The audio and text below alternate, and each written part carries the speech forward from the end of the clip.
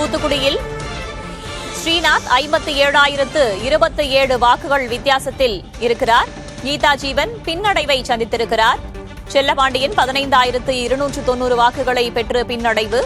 அதேபோல நாம் தமிழர் கட்சி சார்பிலும் 6,381 வாக்குகளை மட்டுமே பெற்று பின்னடைவை சந்திக்கப்பட்டிருக்கிறது.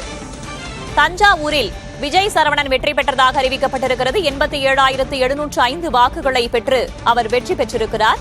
எதிர்த்து போட்டியிட்ட ராமநாதன் 70,750 வாக்குகளை மட்டுமே பெற்று தோல்வியடைந்திருக்கிறார். பாஜகவின் கருப்பு முருகானந்தமும் 26,660 வாக்குகளை பெற்று தோல்வி கண்டிருக்கிறார். கிருஷ்ணகுமார் பெற்ற வாக்குகள் 9,385 இருக்கிறது.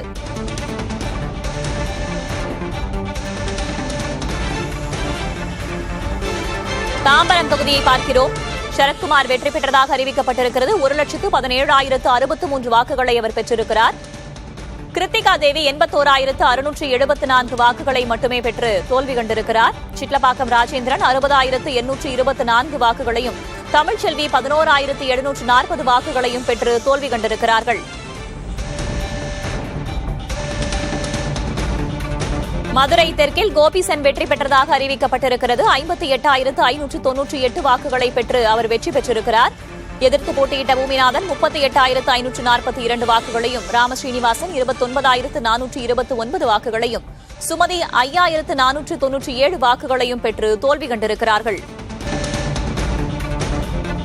மதுரை திருமங்கலம் தொகுதியின் நிலவரத்தை பார்க்கிறோம். திமுகவின் சேடப்பட்டி மணிமாறன் 52,393 வாக்குகளை பெற்று முன்னிலையில் உள்ளார்.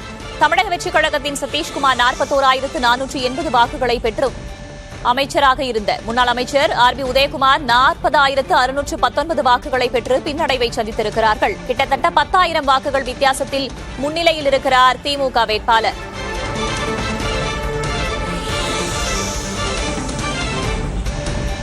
அடுத்ததாக திருப்பரங்குன்றம் தொகுதியை பார்க்கிறோம். கிட்டத்தட்ட 51,928 வாக்குகளை பெற்று முன்னிலையில் இருக்கிறார் CTR நிர்மல்குமார்.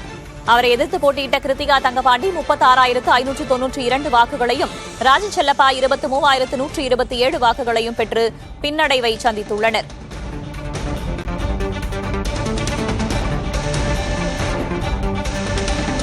உசிலம்பட்டியை பொறுத்தவரையில் தமிழக வெற்றிக் கழக வேட்பாளர் விஜய் 20,197 வாக்குகளை பெற்றிருக்கிறார். அதிமுக வேட்பாளர் மகேந்திரன் 17,477 வாக்குகளையும், காங்கிரஸ் வேட்பாளர் சரவணகுமார் 17,039 வாக்குகளையும் பெற்று பின்னடைவை சந்தித்திருக்கிறார்கள். அபிராமி தனபால் 3,898 வாக்குகளை பெற்று பின்னடைவை சந்தித்திருக்கிறார்.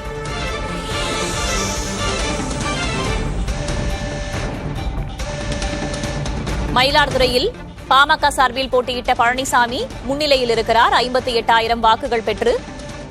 காங்கிரஸ் சார்பில் போட்டியிட்ட ஜமால் முகமது யூனுஸ் 47,228 வாக்குகளை பெற்று பின்னடைவை சந்தித்துள்ளார். தாவேகாவின் ஹாரூன் ரசீதும் பின்னடைவை சந்தித்துள்ளார்.